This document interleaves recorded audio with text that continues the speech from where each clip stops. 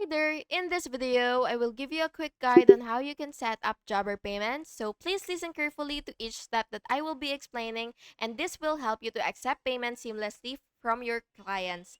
So first, you have to make sure that you're already logged into your Jabber account. So go ahead and log in if you're not logged in yet, and then you will go to the settings, and then you will see payments, and go ahead and click payments, and then you will see Jabber payments. So after that, you will click setup and enter your business information and banking details. Then, you will verify your account as requested and you will enable payments options like credit card, debit card, or ACH. And then, you will save the settings and set a small payment to confirm functionality. If your screen looks different, check under settings and then you will see billing and then payment setup. And that's basically it. Thank you so much for watching this video and I really hope it was helpful for you. And if it was, please make sure to like and subscribe for more videos like this.